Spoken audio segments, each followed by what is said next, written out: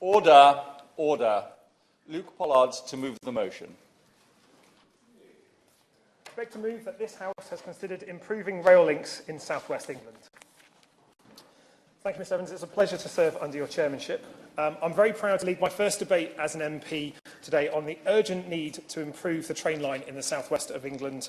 I'm grateful for the cross-party support that I've received ahead of this debate, and I will hope to try and make my remarks as cross-party as I can, because I know the sentiments that I will speak of are shared not only on Labour benches but those on the Conservative side too. I'm very proud to be a Janner, someone from Plymouth, and having been born and live in Plymouth, we all know that there's one thing that we can instinctively believe, that our train line is not good enough and other regions get more money than we do.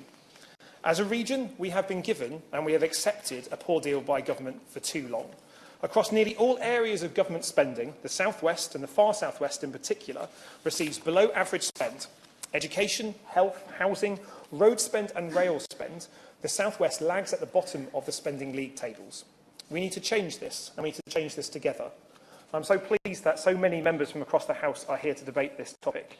I hope the Minister will recognise the concerns I'm about to speak about are not just my concerns, nor those of the constituents I represent, nor the party I represent, but of our region as a whole, presented on a cross-party basis. I have three very simple objectives that I'd encourage the Minister to take on board to help us in the South West. Firstly, realise the vision contained in the excellent Peninsula Rail Task Force recommendations, so we can have a railway that we can be proud of, an economic asset, not an economic liability. I encourage the Minister to help us cut journey times from Plymouth to London from an average of 3 hours 30 to 2 hours 15 minutes, with quicker journey times to the rest of the regions, luckier to have snazzy monikers like Northern Powerhouse and Midlands Engine. I'm afraid the far South West gets no such snazzy moniker, nor the accompanying spending that goes with it normally. Finally, I'd encourage the Minister to help us achieve our objective of having a railway that is resilient, with connectivity that will survive storms and Wi-Fi and mobile connectivity that enables business to be done on the trains. With those in mind, I have three simple asks of the Minister and his colleagues in the Department for Transport, as well as those in the Treasury.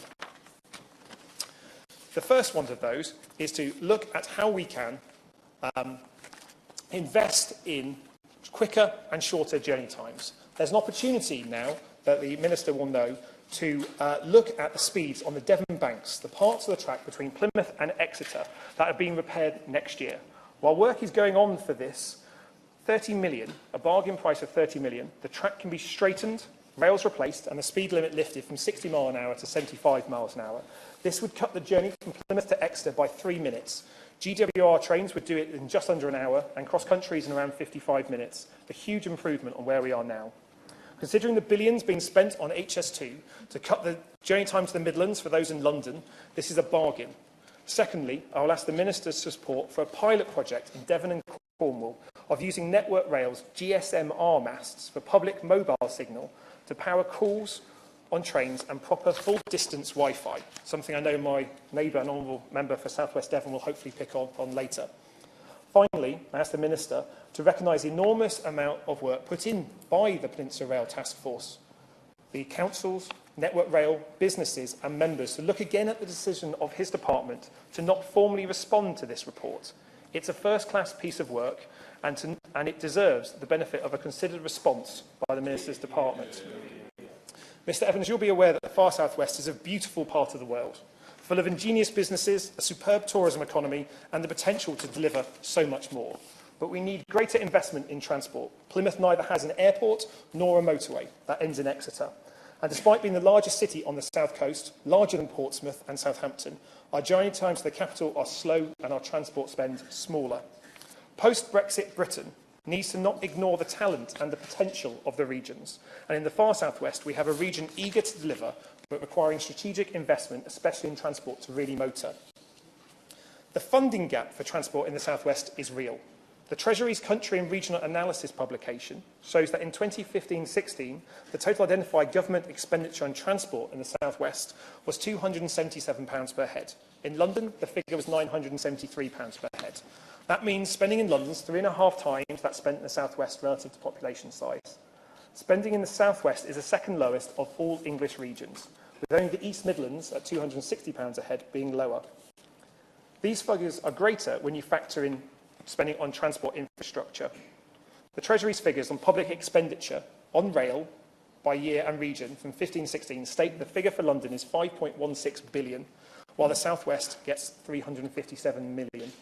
Per head, that means people in the South West are worth less than those in London. Let me be clear, people in the South West are not worth less than those in the capital. As a member of the Transport Select Committee, I asked the Secretary of State about these figures in our session last week, and he encouraged me not to look at the figures. I'm afraid the figures are what I look at because they tell a story about investment and political priority. In 2014, many of you will remember our poorly equipped train line suffered immensely during the UK storms that literally washed away and left hanging parts of the track at Dawlish. Just a short distance down the track, the cliffs failed and fell onto the tracks, something that's been happening for decades. The train line through Dawlish was closed for a number of months, costing the economy over £1 billion.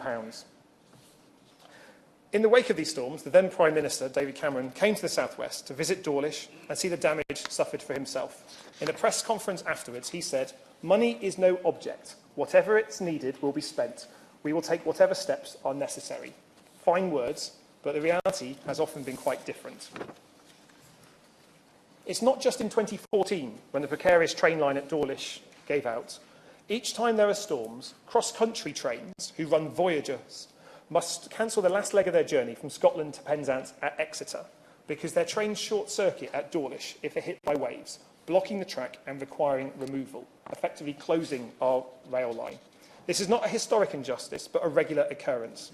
The recent Storm Brian meant that cross-country trains through Dawlish have been cancelled yet again in the last week, which it begs me to ask the question whether anything has been learned by the 3 years since the floods. It's lucky that Great Western, for the time being still driving their so-called high-speed trains, can still go through Dawlish when the tracks are open. Mr Evans, in no part of the country would such a precarious train line or franchise commitments being broken be tolerated by ministers. So why in the South West?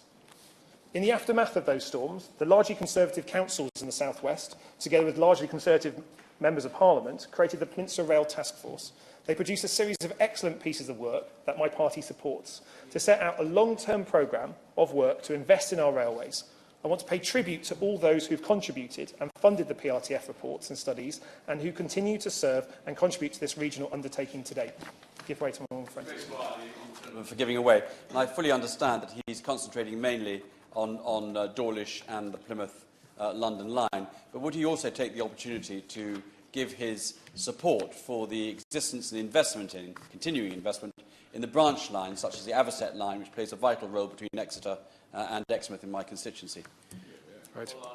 I thank the Honourable Gentleman for that intervention, and I agree. Branch lines are absolutely important in the region, and the PRTF report not only talks about investment in our main line, but also creating wider Devon Metro services and the importance of connecting not only Devon's great cities, but smaller towns as well.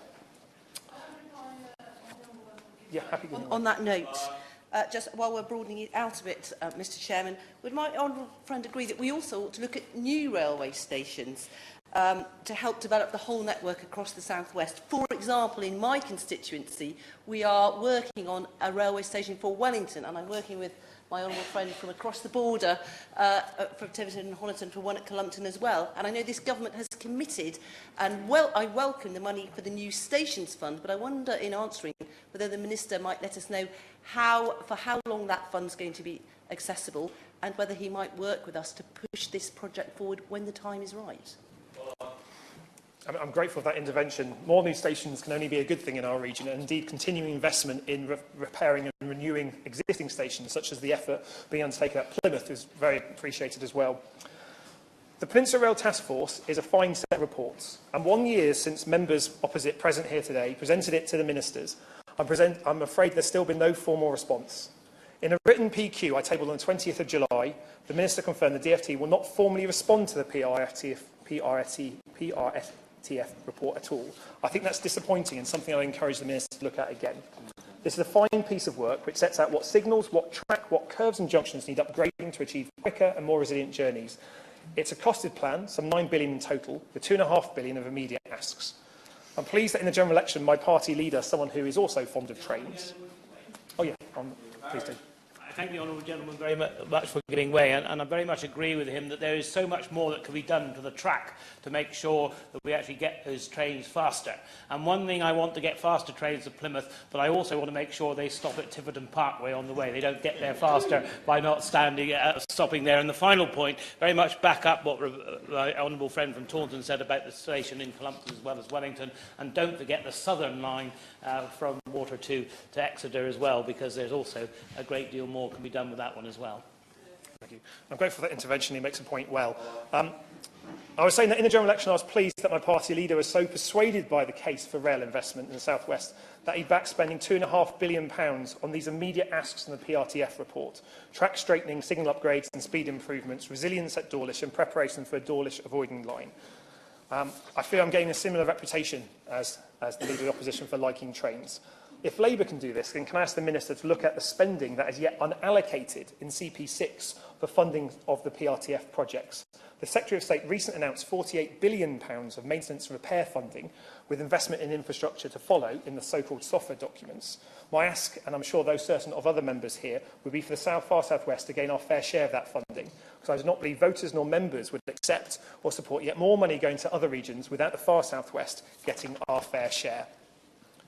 I'm sure the irony of the situation is not lost on the Minister, nor those of the party members here, that a plan put together largely by Tory councils, backed by Tory MPs, is not yet backed by a Conservative government, but is by a Labour opposition, something I'm sure the Minister and all those and I on the region's many marginal seats would like to address.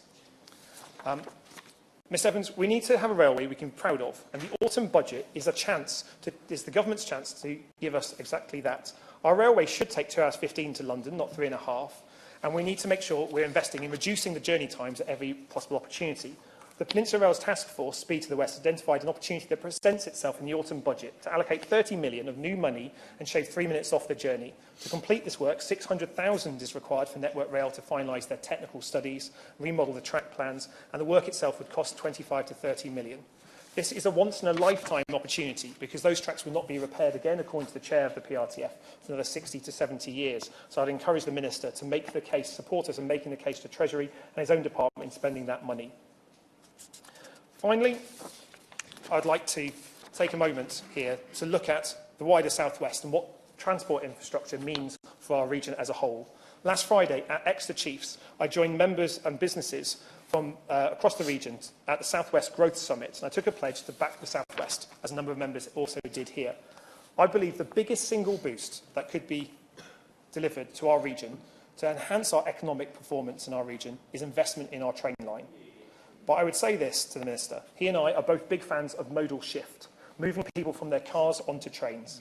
At present, it is faster to drive between Plymouth and Exeter than it is to take a car.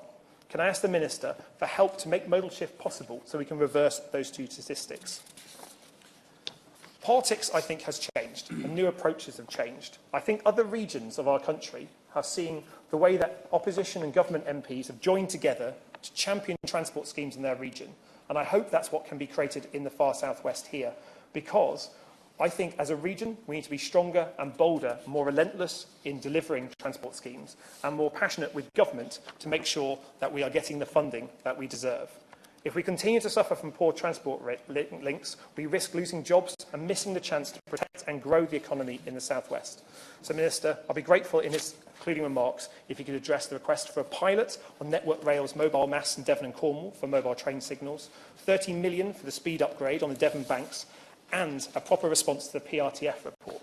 All these three asks are in the Minister's hands, and the region awaits your decisions. I hope it is a good one. Thank you.